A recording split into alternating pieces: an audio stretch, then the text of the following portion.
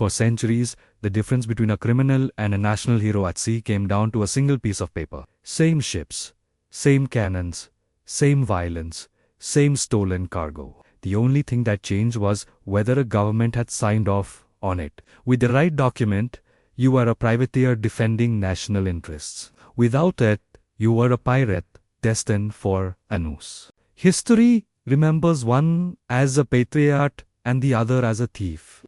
The ocean, of course, didn't care. Piracy wasn't a breakdown of the system.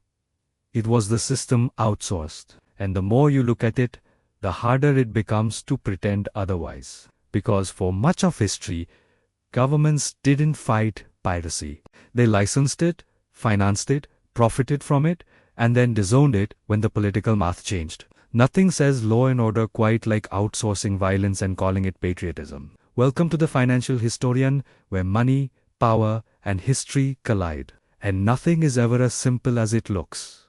To understand why piracy became big business, you have to understand the problem early modern empires faced. By the 16th and 17th centuries, global trade was exploding. Silver flowed from the Americas. Spices moved from Asia, sugar, tobacco, and textiles crossed oceans in quantities never seen before. The profits were enormous. So were the risks. Ships took months to travel. Communication lagged behind events by entire seasons, and no state, no matter how powerful, had the resources to patrol every sea lane, escort every merchant convoy, or defend every cargo. Empires were rich, but they were navies were expensive. Ships required crews, maintenance, ports, and constant funding. And war was frequent. States needed a way to project power cheaply, flexibly, and at scale, without committing permanent resources everywhere at once. So, they turned to a solution that felt pragmatic, efficient, and morally flexible. They outsourced. Governments began issuing documents known as letters of marque. These were official licenses granting private ships the legal right to attack, seize, and loot vessels belonging to enemy nations. The violence was identical to piracy. The difference was authorization. With a letter of marque, looting became legal. Captured ships were brought before admiral courts, where cargo was declared legitimate prize. Proceeds were split between crews, investors, and the state itself. This wasn't chaos. It was financial engineering. The state didn't pay salaries. It didn't absorb losses. It didn't need to manage day-to-day operations. Private investors funded the ships. Captains recruited crews willing to accept extreme risk. If a voyage failed, the losses were private. If it succeeded, the gains were shared. The crown took its cut without firing a single cannon. Privateering was one of the earliest large-scale examples of privatized risk and socialized reward. The model was brutally simple. Investors financed violence. Sailors risked their lives. Governments collected revenue and weakened rivals. If it failed, it was unfortunate. If it succeeded, it was national defense. Sir Francis Drake is remembered as a hero in England for doing exactly what would have gotten him hanged under a different flag. But England was hardly alone. France issued thousands of letters of marque to privateers, operating out of ports like Saint-Malo and Dunkirk, turning the English Channel into a hunting ground for enemy trade.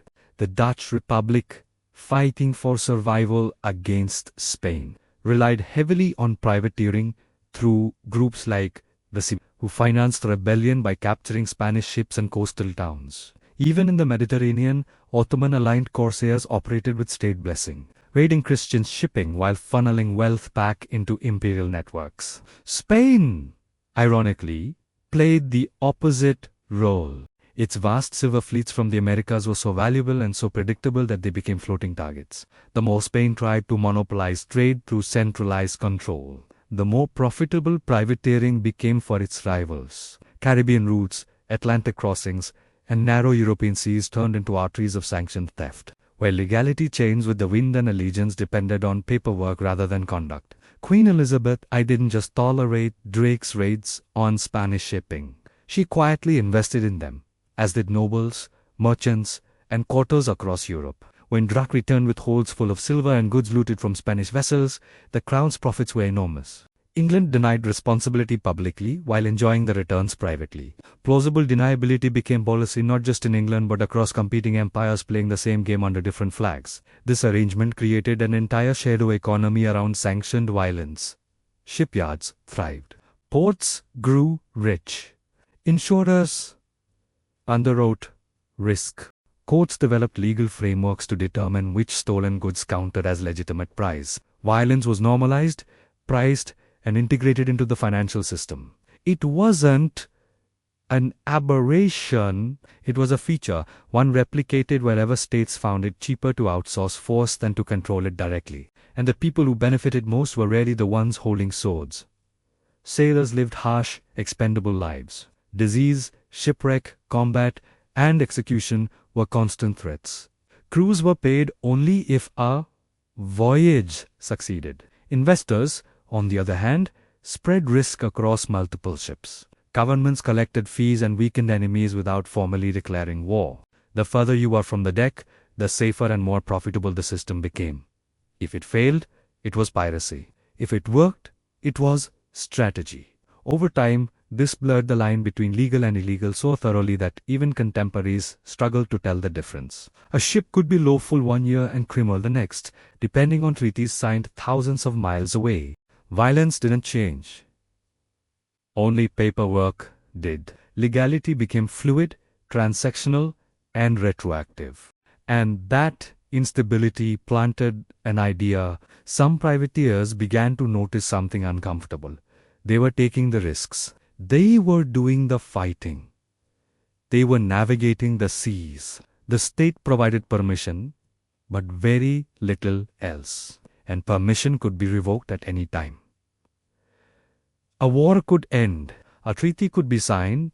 Overnight, a licensed privateer could become an outlaw, hunted by the same governments that once praised him. The system was profitable, but it was unreliable. Behind closed doors, some crews began asking a dangerous question. If the work was the same, the risks were the same, and the violence was the same, why share the profits at all?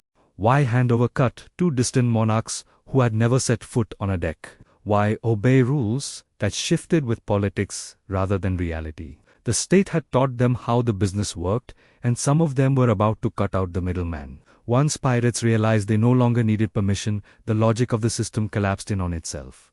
The very model governments had created to outsource violence now produce competitors who refuse to share profits, follow rules, or recognize borders. These weren't rebels motivated by ideology. They were entrepreneurs responding rationally to incentives. If the work was dangerous, the seas unforgiving, and the rewards uncertain, then the only way to justify the risk was to keep everything. Pirates didn't reject the business of privateering.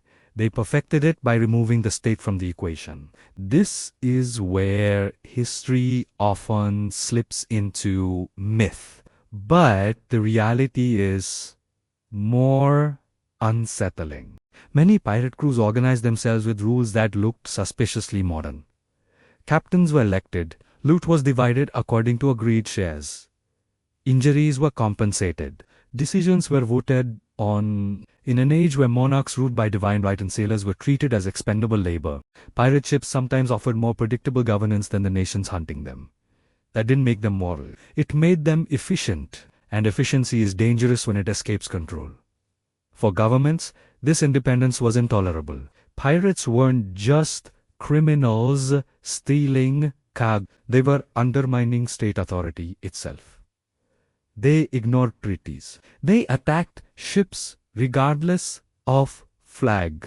They disrupted trade routes the state depended on for taxes, revenue, and legitimacy. Worst of all, they proved something governments didn't want widely understood. Violence, when organized well, didn't require a crown. So, the same states that had built their empires on privateering abruptly changed their language. The pirates they once praised became monsters. Executions became public spectacles. Naval patrols expanded. Amnesty was offered selectively, then withdrawn. By the early 18th century, piracy was no longer useful. It was competition, and competition, not morality, is what states eliminate fastis. The transition was ruthless. Pirates were hunted down, hanged in ports as warnings, and erased from polite history. Treaties like the Declaration of Paris in 1856 formally ended privateering, not because states suddenly found it immoral, but because they had grown strong enough to monopolize violence themselves. Once navies were large, centralized and professional, outsourcing risk was no longer necessary. The state didn't abandon the model because it was wrong. It abandoned it because it no longer needed partners. But the logic never disappeared. It just evolved. Modern states still outsource risk. They still rely on private actors to do work that's politically useful but publicly inconvenient. Private military contractors operate where regular armies cannot. Corporations extract resources abroad with state backing but limited accountability. Financial institutions take risks knowing losses will be absorbed elsewhere if things go wrong. The uniforms changed. The ships disappeared. The incentive stayed exactly the same. This is where piracy stops being a story about the past and becomes a mirror. In modern financial systems, profit is often privatized while risk is dispersed, delayed, or denied. When strategies succeed, gains flow upward. When they fail, consequences are shared broadly. It's the same structure of privateering perfected centuries ago. Capital funds the operation. Labor absorbs the danger. Authority collects its share while maintaining distance. And when outcomes turn politically toxic, responsibility evaporates. Nothing says national interest quite like plausible deniability. The uncomfortable truth is that legality has always been flexible when power is involved. Pirates didn't become villains because they were violent. They became villains because they were uncontrolled. Privateers didn't become heroes because they were lawful. They became heroes because they were profitable and obedient. The difference was never morality. It was authorization. History's most successful criminals didn't break the system. They worked for it. And that should force a reconsideration of how we think about money, power, and legitimacy today. When systems reward outcomes over methods, when incentives favor risk-taking without responsibility, and when authority is willing to look the other way. As long as profits flow, piracy doesn't disappear. It rebrands. The lesson isn't that states are evil or pirates who are noble. It's that economic systems shape behavior more reliably than laws ever will. People respond to incentives. If violence, exploitation, or extraction are profitable and tolerated, they will continue regardless of the language used to justify them. Piracy teaches us something deeply uncomfortable. Order is often built on disorder, carefully managed. Lawlessness is tolerated until it threatens the hierarchy, and morality is usually applied after the balance sheets are settled. History doesn't repeat, but it rhymes with alarming consistency. The oceans are quieter now. The sails are gone, but the business model survives. Outsource the risk, capture the upside, deny responsibility, and when the arrangement stops serving power, declare it illegal and move on. That was true in the age of pirates, and it's true now. If this gave you a new perspective, hit subscribe. History has the answers. I'll show you where to look.